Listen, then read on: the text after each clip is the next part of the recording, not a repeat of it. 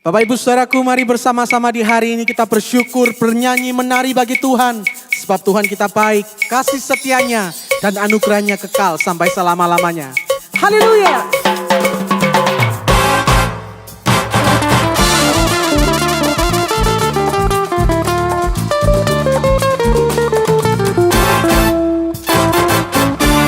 Aku berterima kasih, bersuka di hadiratnya.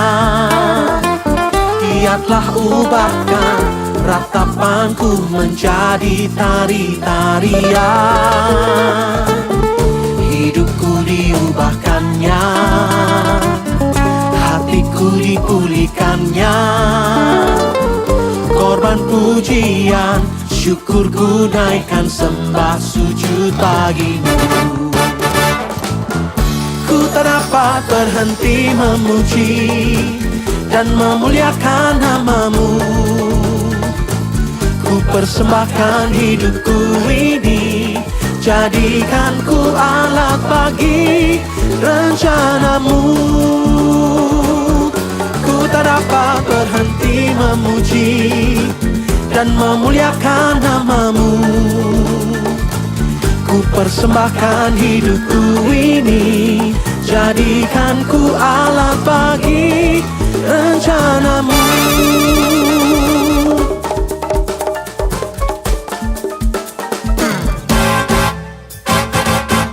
Aku berterima kasih, bersuka di hadiratnya.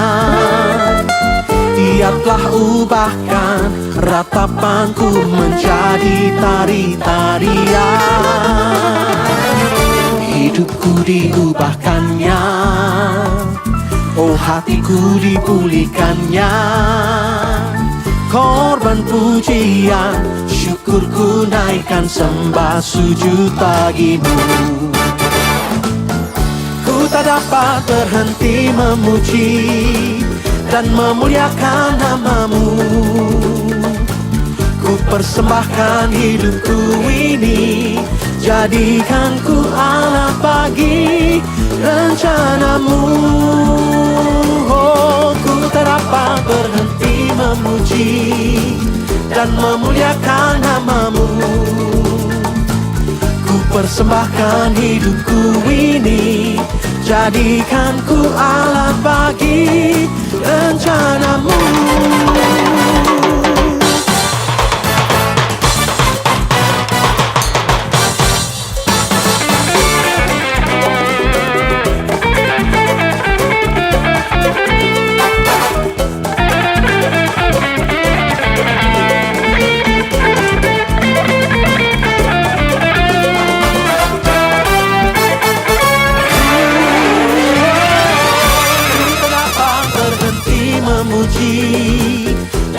memuliakan nama-Mu. Ku persembahkan hidupku ini, jadikan ku alat bagi rencana-Mu. Ku tak dapat memuji dan memuliakan nama-Mu. Ku persembahkan hidupku ini, jadikan ku alat bagi rencana-Mu. Rencana-Mu, rencana-Mu.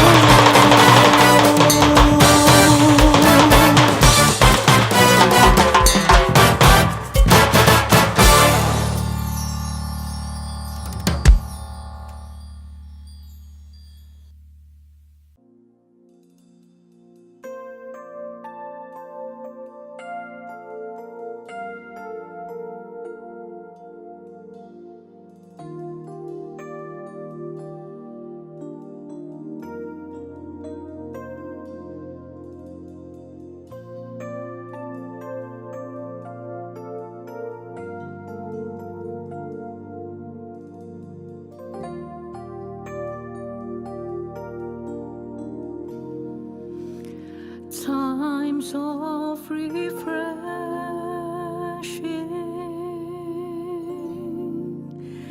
here in your presence.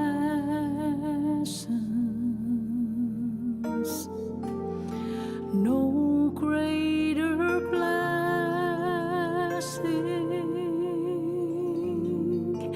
than being with you.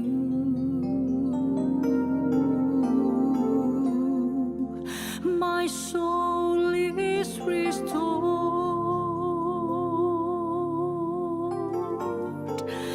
my mind is renewed.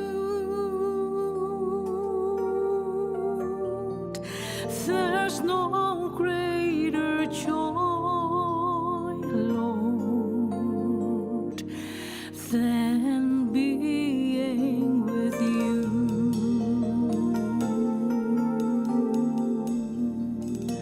Saat terindah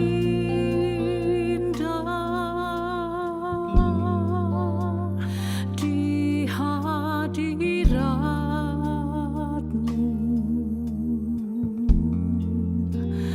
berkat melimpah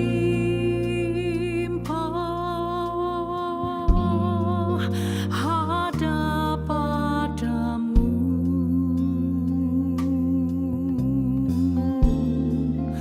Ku dipulihkan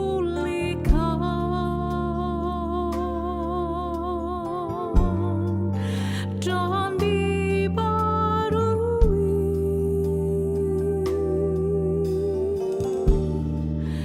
dalam hadirat-Mu. Ada sukacita.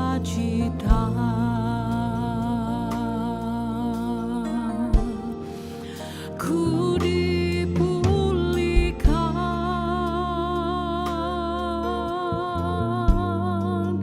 dan dibarui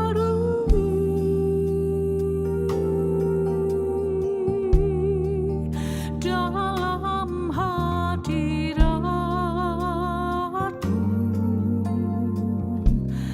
Ada sukacita.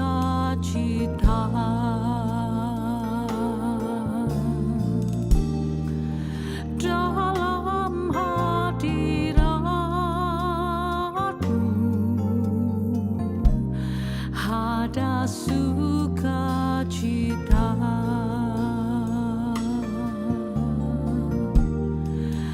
Dalam hadirat-Mu ada sukacita.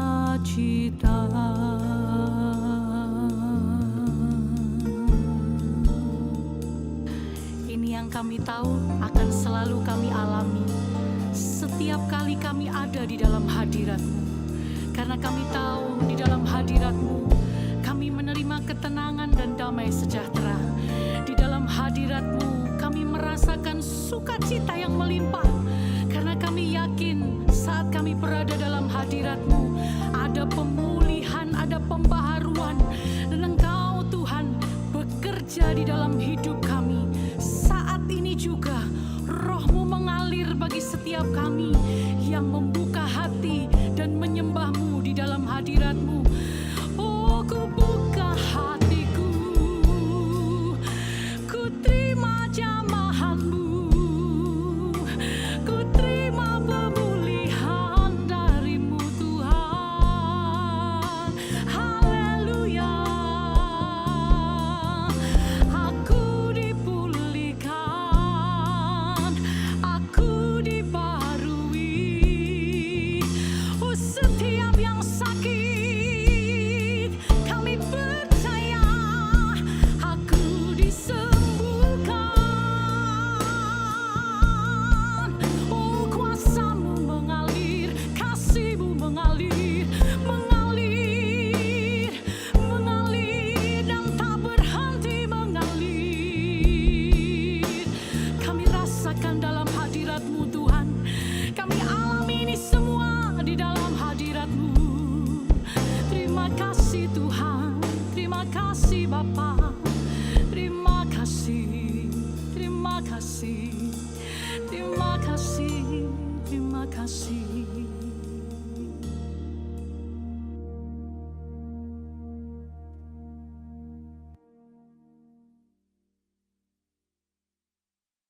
Shalom saudara sekalian, salam sejahtera dalam kasih Tuhan kita Yesus Kristus.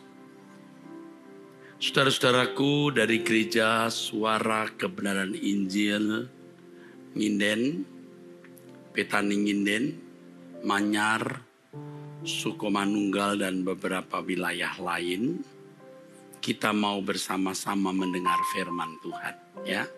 Mari kita berdoa. Bapa di dalam surga, Engkau taruh perkataan-Mu di mulut anak-Mu ini, agar hanya kebenaran-Mu yang kami dengar. Dan pesan ini benar-benar pesan yang tertuang dari hati-Mu bagi jemaat Tuhan. Terima kasih Bapa, di dalam nama Tuhan Yesus Kristus kami bersyukur. Kami berdoa kepadamu. Amin. Amin. Selalu di hadirat-Mu, menghayati kekudusan-Mu, ku gentar dan hidup tidak bercela, agar layak tinggal di dalam-Mu, menjaga perasaan Bapa, pelayanan yang sesungguhnya, setiap langkah dalam hidupku sesuai pikiran perasaan-Mu. Ku mengasihi-Mu, ku menghormati-Mu. Engkau satu-satunya harta milikku, berharga di hidupku. Kau yang ku rindukan, Kau yang ku nantikan. Bila ku boleh datang memandang wajah-Mu, Tuhan, ku mengasihi-Mu, ku mengasihi-Mu,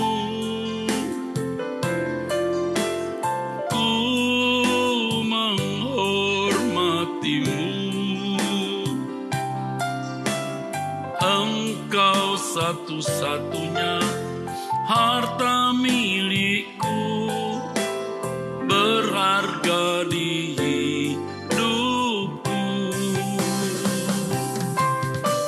Kau yang ku rindukan,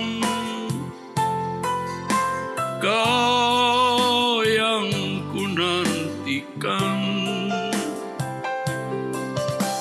Bila ku boleh datang memandang wajah-Mu, Tuhan, Kau yang ku rindukan, Kau yang ku rindukan, Kau yang ku nantikan. Bila ku boleh datang memandang wajah-Mu, Tuhan. Saudaraku sekalian, satu hal yang benar-benar sangat ironis. Orang lebih takut miskin daripada masuk surga atau masuk neraka.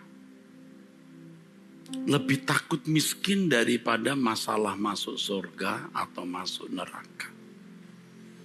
Jadi manusia mempersoalkan mengenai keadaannya di bumi, tetapi tidak mempersoalkan apakah dia masuk surga atau masuk neraka. Dan ini sudah menjadi hal yang umum. Orang lebih takut miskin daripada mempersoalkan surga atau neraka.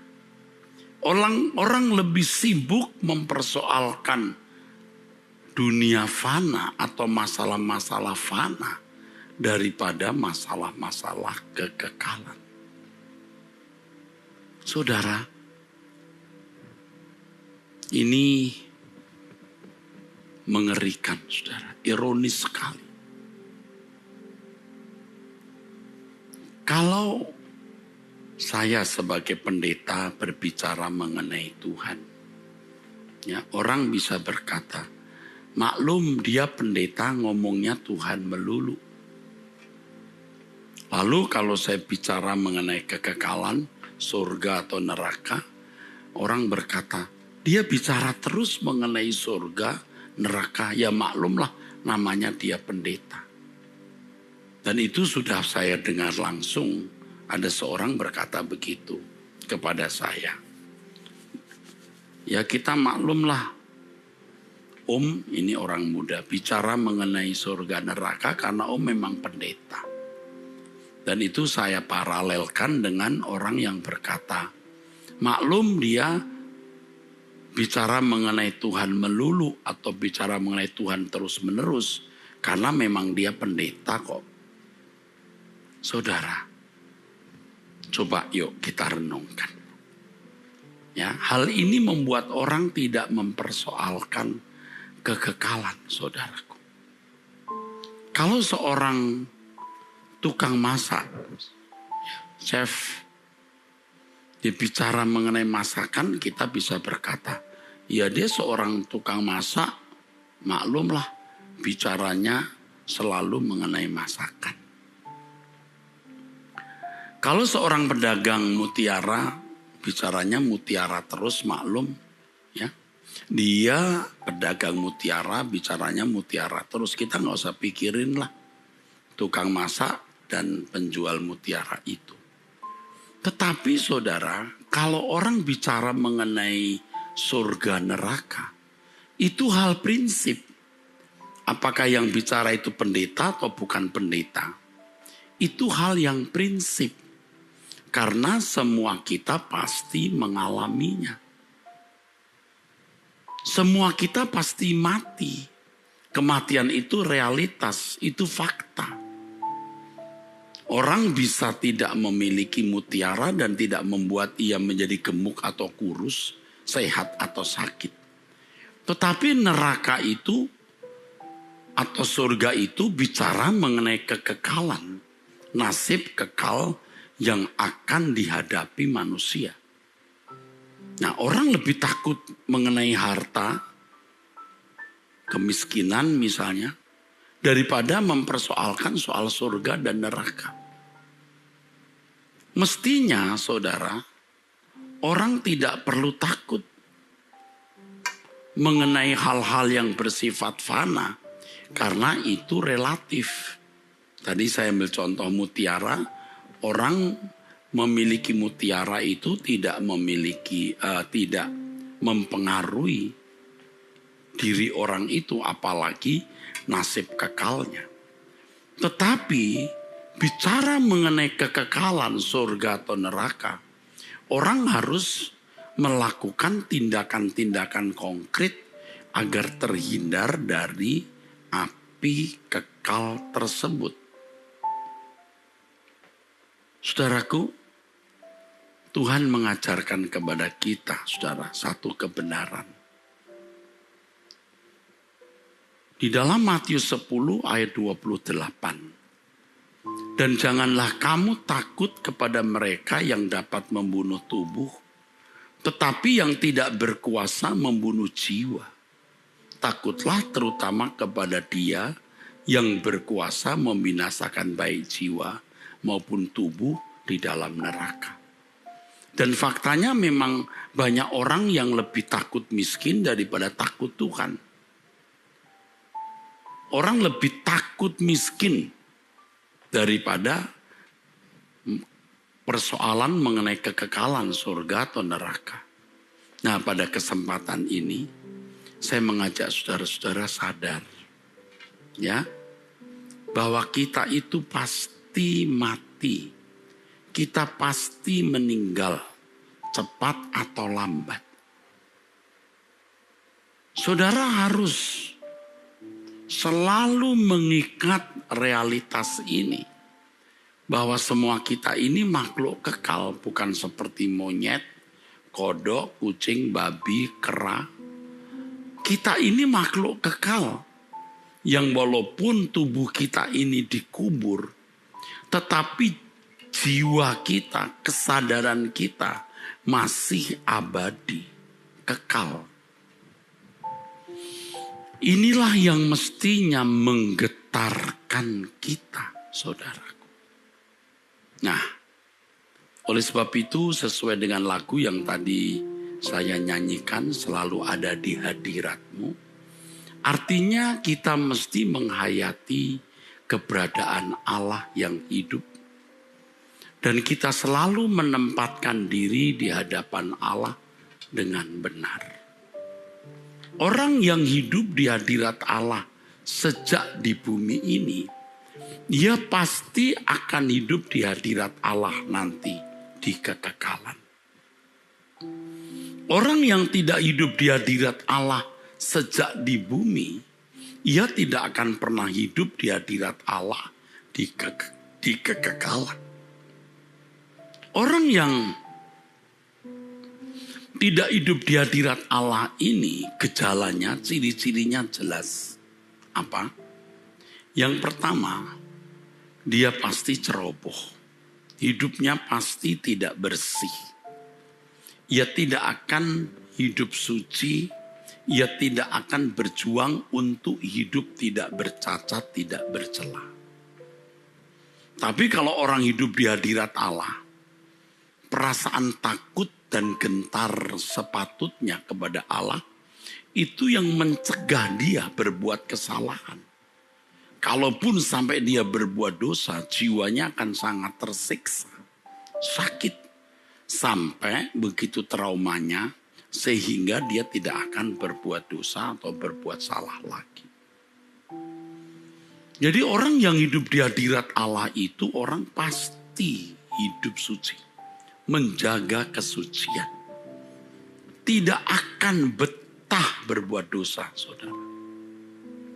Hidup di hadirat Allah selalu. Yang kedua, orang yang hidup di hadirat Allah itu, Orang yang tidak tertarik dengan keindahan dunia. Karena keindahan Tuhan itu menenggelamkan ya, keindahan dunia.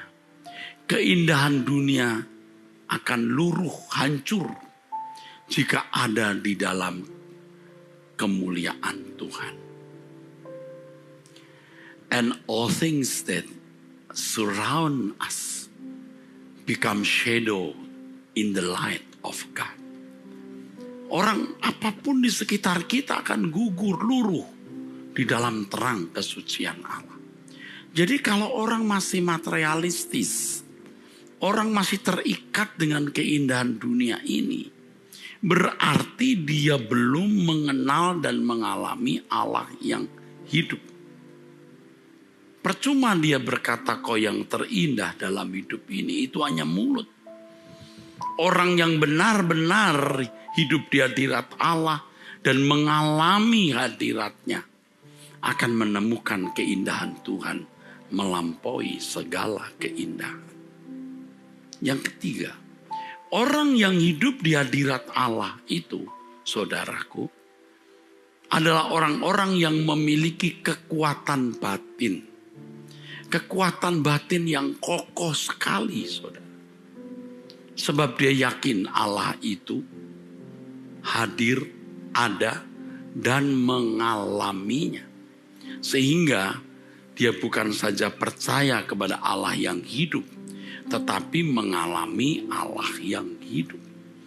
Dan kalau orang mengalami Allah yang hidup, Allah yang maha kuat, Allah yang maha kuasa, Allah yang maha perkasa, tidak ada yang melampaui kekuatan Allah. Siapa yang ditakuti?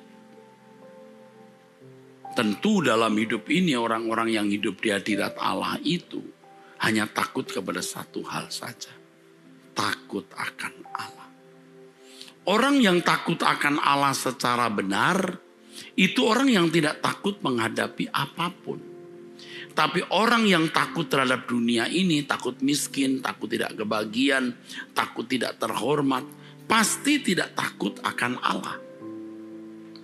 Dan orang yang tidak takut akan Allah sejak di bumi, nanti kalau meninggal dunia menghadap tahta Tuhan, baru takut. Gemetar. Tetapi orang yang takut akan Allah sejak di bumi, ketika menghadap Tuhan dia tidak takut lagi. Ia bertemu dengan Bapa, dia bertemu dengan Tuhan Yesus, tidak takut lagi, saudaraku. Saudaraku sekalian, orang yang ada di hadirat Allah, ya, hidup suci, saudaraku, yang pasti menghormati Tuhan dan dunia tidak lagi menarik baginya. Orang yang takut, yang hidup di hadirat Allah tidak takut menghadapi apapun. Hatinya kokoh dan kuat. Dan yang berikutnya, orang yang hidup di hadirat Allah itu pasti rela berjuang untuk kerajaan surga. Ia kan pasti berjuang, saudaraku. Ia hidup untuk kerajaan Allah. Saudara, kalau Allah itu hidup, Allah itu hadir, alami Tuhan. Ayo kita mengalami Tuhan. Jangan berpikir hanya pendeta yang bisa mengalami Allah dan hidup di hadiratnya.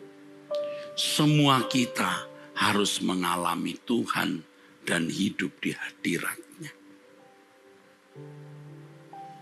Tidak ada diskriminasi antara pendeta dan bukan pendeta, imam dan awam, tidak ada diskriminasi.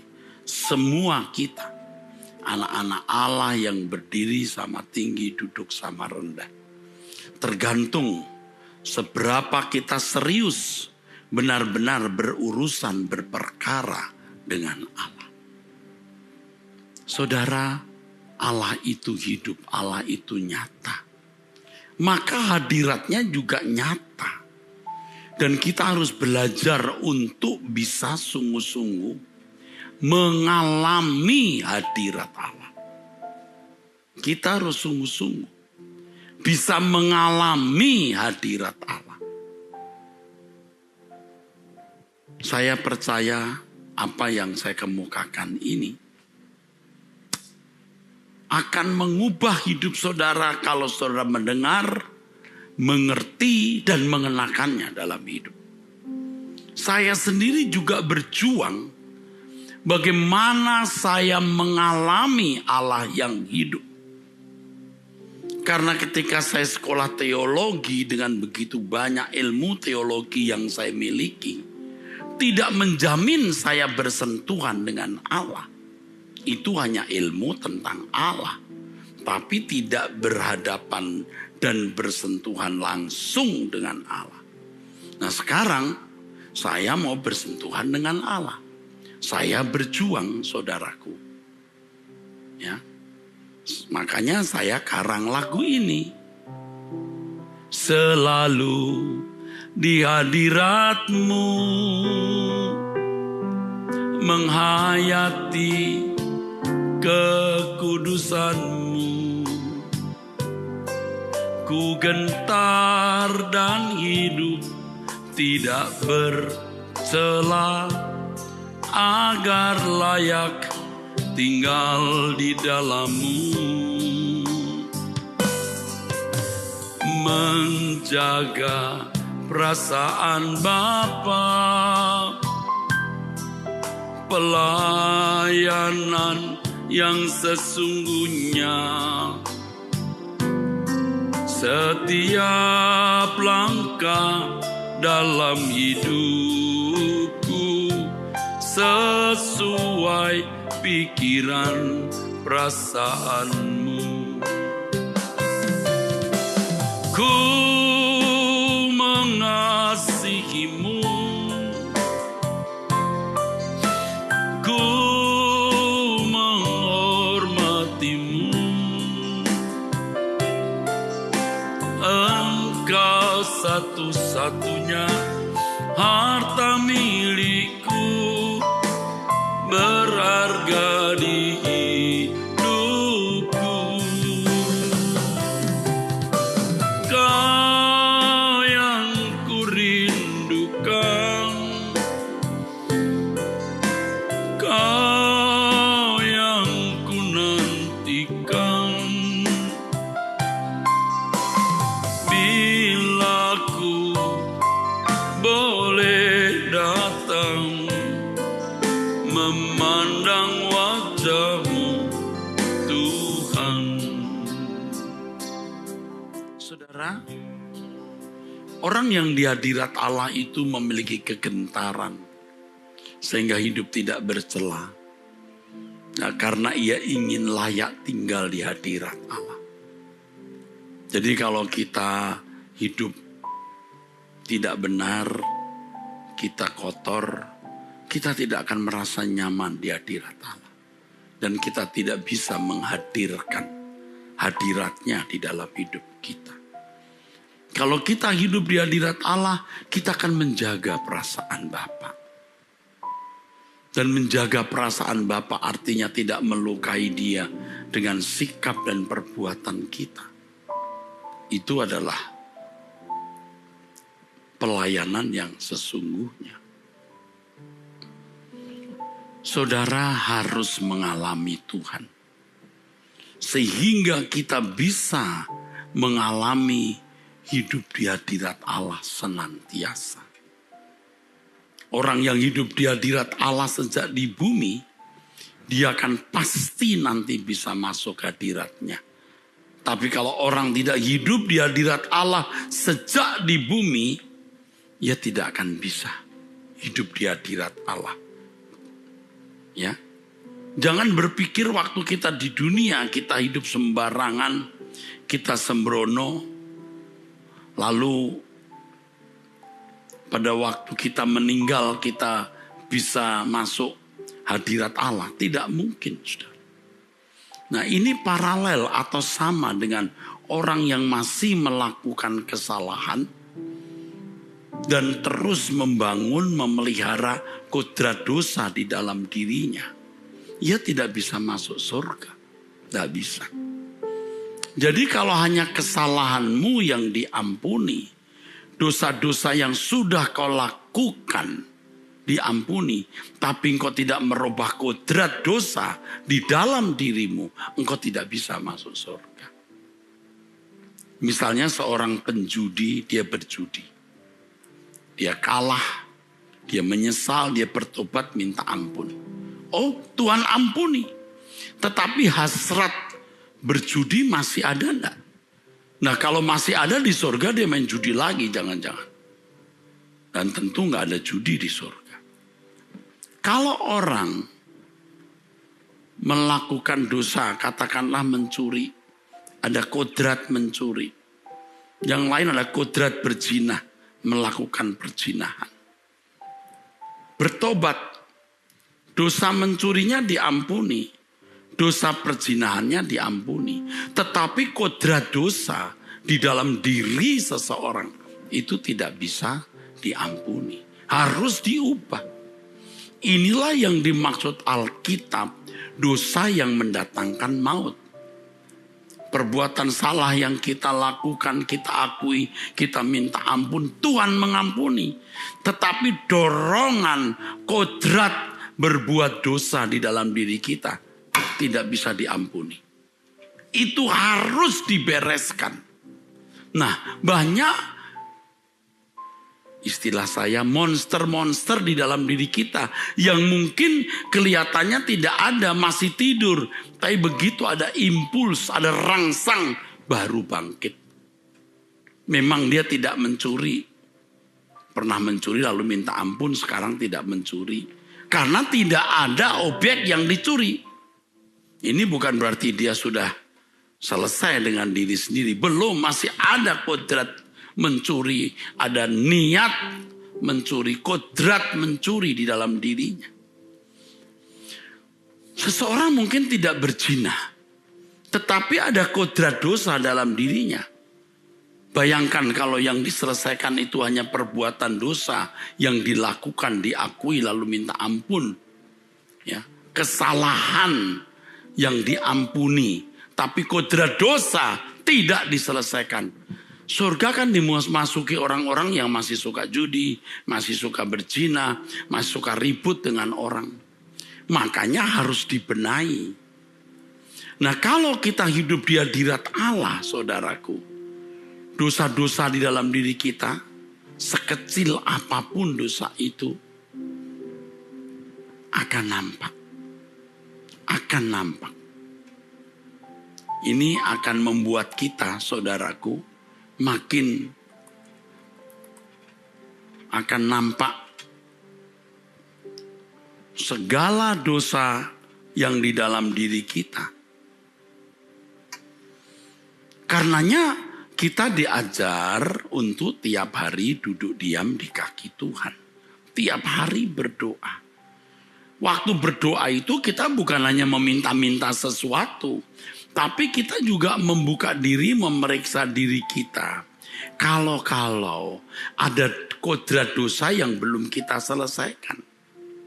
Ya memang kemudian seringkali ada rangsang-rangsang dosa yang Tuhan izinkan ada atau hadir dalam hidup kita. Supaya kita menyadari masih ada kodrat dosa tersebut di dalam diri kita. Orang yang tidak jujur mungkin tidak sadar ada spirit tidak jujur, ada gairah tidak jujur, ada sifat tidak jujur, ada natur tidak jujur di dalam dirinya. Nah, supaya dia sadar ada kesempatan mencuri. Nah, di situ dia harus berperang untuk membunuh karakter mencuri itu. Kalau seseorang memang tidak berzina karena tidak ada lawan untuk diajak berzina. Kalau ada, nah kita akan dipertemukan dengan godaan-godaan tersebut supaya kita menyadari masih ada kodrat dosa di dalam diri kita dan kita harus bunuh. Kita harus matikan supaya kita dibersihkan dari semua kodrat dosa di dalam diri kita. Supaya kita bersih di hadapan Allah bukan hanya bersih dari kesalahan-kesalahan yang pernah kita lakukan dan Tuhan ampuni, tapi juga kodrat dosa, niat-niat dosa, natur dosa di dalam diri kita yang harus diubah oleh Tuhan. Saudara, inilah maksud kekristenan itu. Kita dikembalikan ke rancangan semula, artinya kita memiliki pikiran perasaan yang selalu hanya memproduksi keinginan, selalu menciptakan atau memproduksi kehendak yang selalu sesuai dengan pikiran dan perasaan Allah. Ini luar biasa. Ini harus menjadi agenda utama hidup kita. Dan agenda satu-satunya dalam hidup kita, saudara. Kita periksa diri kita. Apakah ada dosa di dalam diri kita? Dosa di sini maksudnya dorongan berbuat sesuatu yang tidak sesuai dengan kehendak Allah. Apakah masih ada percintaan dunia? Kita periksa diri kita. Supaya kita dapat menjadikan Tuhan dan kerajaannya sebagai satu-satunya kebahagiaan kita. Nah, saudaraku, ada lagu yang intinya agar kita mau diperiksa. Dan kita rela, saudaraku, membuang semua kodrat dosa di dalam diri kita. Ya Bapa, beri aku mengerti keadaanku di matamu. Masihkah ada dosa tersembunyi, kesalahan tak kusadari? Ya Bapa, bukalah pengertianku agar ku kenali diriku. Masihkah ada percintaan dunia yang mengikat hatiku? Aku bersedia melepas semua, tak bercela dalam pandanganmu. Sebelum mata menutup selamanya, aku layak di hadapanmu. Aku bersedia melepas semua, tak bercela dalam pandanganmu Bapa. Sebelum mata menutup selamanya, aku layak di hadapanmu. Aku bersedia. Aku bersedia melepas semua, tak bercela dalam pandanganmu. Sebelum mata menutup selamanya, aku layak di hadapanmu. Jemaat GSKI Betani Nginden, ya, GSKI Manyar, GSKI Citraland, GSKI Sukomanunggal dan seluruh cabang sekota di Surabaya dan sekitarnya. Dengan tulus saya mengajak saudara untuk benar-benar mempersiapkan diri menghadapi kegagalan. Saudara harus benar-benar menemukan Tuhan, benar-benar mengalami Tuhan, supaya kita itu di dalam menghayati keberadaan Allah, kita bisa hidup di hadirat-Nya. Dan orang yang hidup di hadirat Allah itu, saudaraku, pasti memiliki tanda-tanda yang tadi saya kemukakan. Pasti hidup suci, tidak terikat, tidak tertarik dunia ini, tidak takut menghadapi apapun, dan rela berbuat apapun untuk Tuhan. Ya, orang yang hidup di hadirat Allah akan mempersiapkan diri secara patut supaya bisa tahan berdiri di hadapan anak manusia. Kenapa tahannya? Karena hidupnya bersih. Orang yang takut, maksud saya orang yang tidak takut Tuhan, itu takut menghadapi dunia. Takut miskin, takut tidak kebagian, takut tidak terhormat. Tapi orang yang takut akan Tuhan tidak takut menghadapi dunia ini. Dan ini akan mendorong seseorang bisa hidup di dalam kebenaran dan kesucian Allah. Ia akan terus berjuang untuk menanggalkan semua kodrat dosa, niat-niat dosa di dalam diri. Bukan hanya tidak berbuat kesalahan, bukan hanya tidak berbuat dosa, tetapi potensi dosa di dalam diri seseorang itu juga harus dibuang. Tidak mungkin orang yang di dunia masih memiliki kodrat dosa. Ya walaupun kadang-kadang belum tentu diekspresikan karena tidak ada kesempatan untuk memuaskan atau mengekspresikan keinginan-keinginan dosa itu. Ya. Tidak mungkin orang seperti ini bisa ada di hadapan Allah.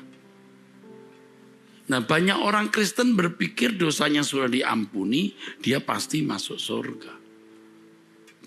Perbuatan dosa kita diampuni, kalau kodrat dosa dalam diri kita tidak ditanggalkan, tidak dibuang, tidak dihancurkan, tidak dibunuh, maka kita tidak akan layak di hadapan Allah.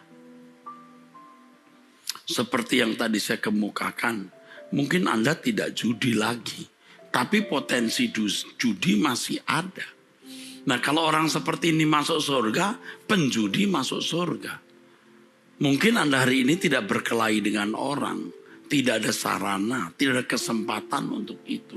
Tapi ada potensi untuk berkelahi. Potensi, ada kodrat untuk tidak mau mengalah, tidak mau dirugikan, benci. Nah, ini kalau mati dibawa dan pasti dia tidak layak masuk surga dengan keadaan batin seperti itu. Makanya kita harus membenahi diri. Maka lagu ini mengatakan, beri aku mengerti keadaanku di matamu. Masihkah ada dosa tersembunyi, kesalahan yang tak kusadari Tuhan. Semua kita, saudara, dan saya walaupun pendeta, saya juga harus memeriksa diri. Kalau ada dosa yang belum saya selesaikan. Kalau ada percintaan dunia di dalam diriku. Jadi waktu kita di hadapan Tuhan, tangan kita harus bersih. Bersih dari kenajisan dan dosa. Kita harus optimis kita bisa mencapai hal tersebut. Karena Tuhan sendiri yang berfirman agar kita kudus seperti Dia kudus. 1 Petrus pasal 1 ayat 16. Nah, saudaraku sekalian, tidak mungkin tidak bisa kudus. Kalau kita memandang bahwa tidak mungkin manusia itu hidup kudus, saudara seperti memandang Yesus atau menuduh Allah sebagai pembohong. Allah memerintahkan manusia untuk melakukan yang tidak bisa dilakukan. Itu tidak fair. Tetapi yang benar, Allah memerintahkan kita sesuatu yang kita bisa lakukan. Tentu di dalam pertolongan dan pimpinan Tuhan. Saudara, dunia makin tidak bisa menjanjikan. Masalah demi masalah akan muncul. Ya, kelas dunia sampai kelas regional atau kelas wilayah Indonesia. Pasti ada. Goncangan-goncangan yang luar biasa akan terjadi sesuai firman Tuhan. Tetapi kita dengan teduh mempersiapkan diri untuk masuk ke dalam pengangkatan. Dunia akan menjadi lautan api. Tapi orang-orang yang takut akan Allah akan diangkat Tuhan di dalam kemuliaan. Saudara, ini yang Tuhan ingin kita lakukan. Ya. Jadi saudaraku sekalian, kalau kita diberi Tuhan kesempatan untuk bertobat, kita bertobat. Jangan saudara pandang apa yang saya katakan ini terlalu ekstrim, terlalu berlebihan. Ini standar. Karena semua kita pasti menghadap tahta pengadilan Allah. Bahaya saudaraku. Kalau kita masih dalam keadaan tidak berkenan itu mengerikan sekali. Beri aku tempat di hadirat-Mu, Bapa, setiap saat, dimanapun juga. Sejak ku di bumi sampai nanti di surga, ku ingin selalu di hadirat-Mu. Hanya Engkaulah kebahagiaanku, harta abadi kesukaanku. Ku tinggalkan dosa dan indahnya dunia, agar aku layak di hadirat-Mu. Selalu di hadirat-Mu, di hadirat-Mu, aman dan nyaman jiwaku. Walau kehidupan banyak pergumulan, teduh dalam naungan-Mu. Selalu di hadirat-Mu, di hadirat-Mu, aus dan rindu hatiku. Di setiap waktu dalam hadirat Bapa, perhentianku sempurna. Beberapa kali saudara, pada waktu saya di pembaringan malam hari, saya merenungkannya. Saya merenungkan seandainya saya meninggal dunia, dan itu pasti akan terjadi cepat atau lambat. Ya pasti suatu saat akan terjadi. Saya meninggal dunia, saya diangkat Tuhan, lalu saya dijemput malaikat. Dan saya masuk pintu gerbang kerajaan surga, melihat keindahan kerajaan surga yang lebih indah dari New Zealand. Istana yang lebih indah dari semua istana raja-raja di Cina. Dan Tuhan Yesus bertahta di tahtanya. Dan betapa saya rindu Tuhan Yesus memanggil saya. Ini Erastus ya, Erastus yang dari Jakarta itu, di Indonesia. Waduh, betapa indahnya itu. Dan saya akan tetap bersama dengan Tuhan, melayani Dia di dalam kerajaannya. Betapa indahnya itu. Tapi saya juga membayangkan betapa mengerikan kalau seseorang meninggal dunia, lalu dijemput oleh kuasa gelap yang mengerikan. Ya roh-roh jahat yang gelap, lalu menyeretnya dengan paksa masuk api kekal. Tidak ada kesempatan untuk keluar dari sana. Tidak ada kesempatan untuk bertobat. Betapa mengerikan itu.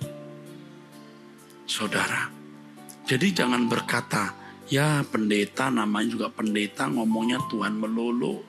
Ya pendeta namanya juga pendeta, ngomongnya surga neraka melulu. Ini beda dengan pedagang mutiara yang bicaranya mutiara melulu, tapi tidak punya mutiara pun tidak menjadi masalah. Tapi surga neraka ini hal yang prinsip di dalam hidup. Lalu juga satu lagi yang saya bayangkan saudara, kalau nanti ya saudaraku, ada orang yang digiring ke dalam api kekal. Di dalamnya termasuk orang-orang Kristen, aktivis gereja, bahkan pendeta. Waduh, mengerikan sekali, saudara. Dan ada orang-orang yang sejak di bumi mestinya bisa diselamatkan. Tapi karena dia tidak mengerti kebenaran, dia terhanyut di dalam dosa. Dia dibawa ke dalam api kekal. Betapa mengerikan, saudaraku. Makanya sejak kita hidup ini, saudara, kalau bisa membawa orang sebanyak mungkin ke dalam kerajaan surga, ayo kita bekerja. Bukan hanya membuat orang itu masuk gereja menjadi orang Kristen. Tetapi hidup kita menjadi teladan, menjadi contoh, menjadi model. Bagaimana orang membentuk diri mereka. Bagaimana orang bisa belajar hidup di dalam kekudusan, kesucian. Seperti yang kita kenakan. Bagaimana kita bisa menolong orang benar-benar menjadi serupa dengan Yesus. Memiliki kesucian seperti kesucian yang Allah kehendaki. Ingat, kalau di bumi ini masih memiliki kodrat dosa, walaupun perbuatan dosanya diakui dan diampuni, dianggap Tuhan tidak pernah ada. Tapi kodrat dosa saudara tidak bisa dianggap tidak pernah ada. Karena itu melekat di dalam dirimu. Dan pelayanan kita adalah bagaimana mengubah manusia yang berkodrat dosa menjadi manusia yang berkodrat ilahi. Kita membimbing orang bukan saja tidak berbuat dosa, tapi sampai tidak bisa berbuat dosa lagi karena kesucian hidupnya. Kita harus bekerja, saudaraku, selagi siang untuk menolong orang-orang itu diselamatkan. Tapi sebelum kita menolong orang lain diselamatkan, kita sendiri juga harus selamat. Kita melayani itu bukan karena kita lulus sekolah tinggi teologi, bukan karena kita diangkat jadi majelis gereja. Kita menolong orang karena memang kita memiliki beban. Beban yang berangkat dari pengalaman pribadi. Yaitu bagaimana kita dilepaskan dari belenggu percintaan dunia dan belenggu dosa. Menjadi seorang yang hidup suci dan mengarahkan diri ke langit baru, bumi baru. Saudara-saudaraku dari jemaat GSKI Betani Nginden, GSKI Manyar, Citralen, Sukomanunggal dan seluruh cabang sekota di Surabaya dan sekitarnya. Roh Kudus akan pasti memimpin saudara bagaimana saudara bisa hidup tidak bercacat dan tidak bercela. Pasti Tuhan memimpin saudara. Harus ada tekad, ada kerinduan yang sungguh-sungguh untuk selalu hidup di hadirat Allah. Harus ada tekad yang sungguh-sungguh. Saudara harus berkata, Tuhan aku mau hidup di hadirat-Mu.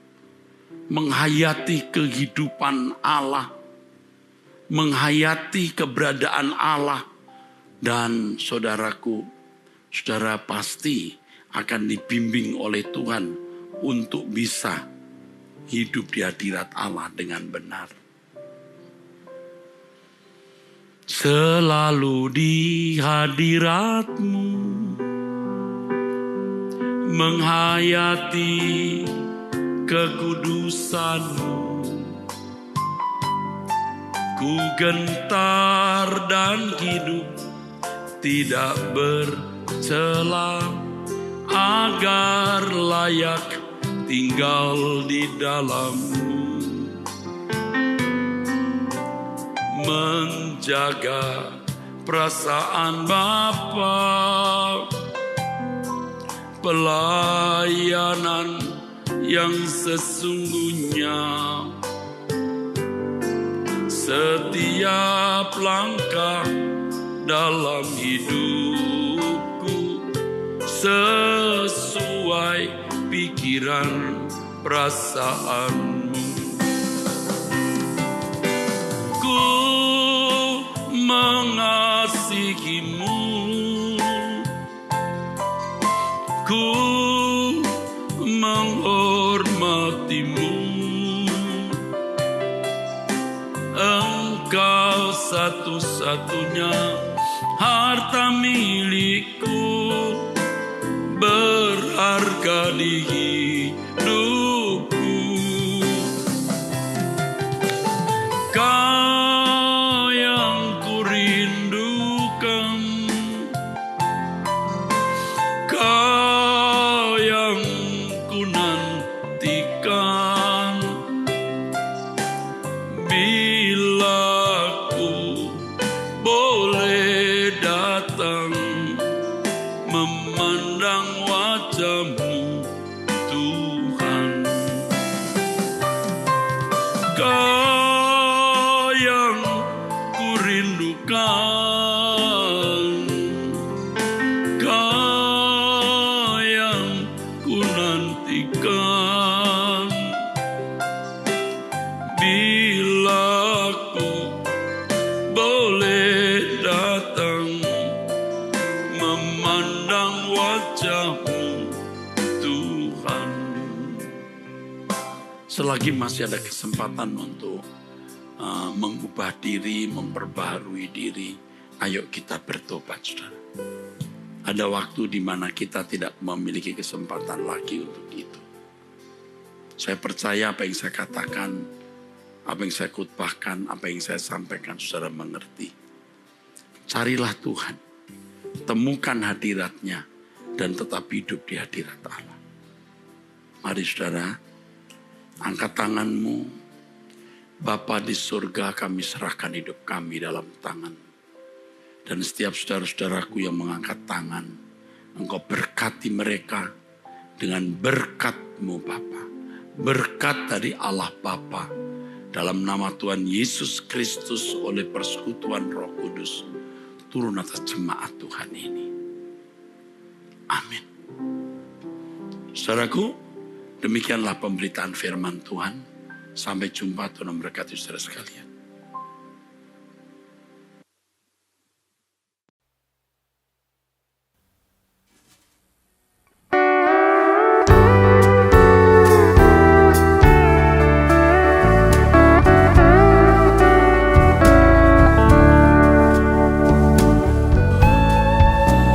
While the world looks upon me as I struggle alone, they say I have nothing, but they are so wrong.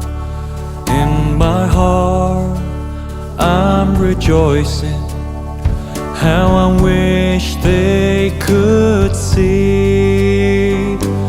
Thank you, Lord, for your blessings on me.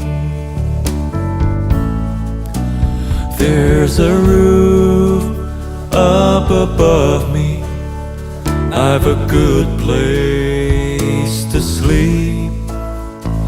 There's food on my table and shoes on my feet. You gave me your love, Lord, and a fine family.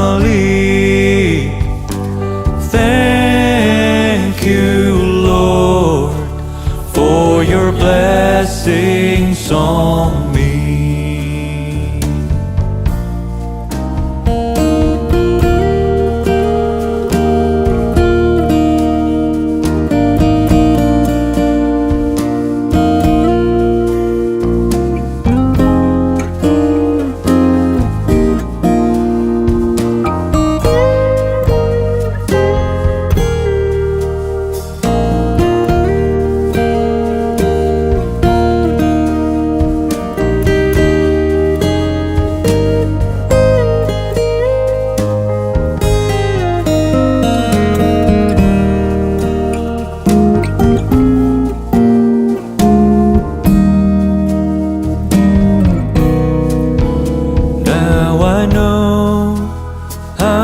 Wealthy, and these clothes, they're not new.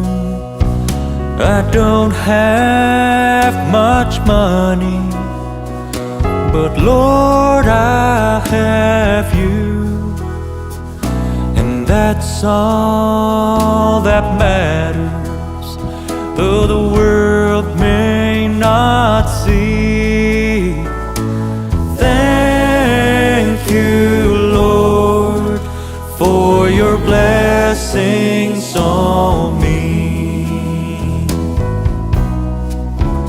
There's a roof up above me. I've a good place to sleep. There's food on my table and shoes on my feet. You gave me your love, Lord, and a fine family. Thank you, Lord, for your blessings on me. Thank you, Lord, for your blessings on me. Thank you, Lord, for your blessings on me.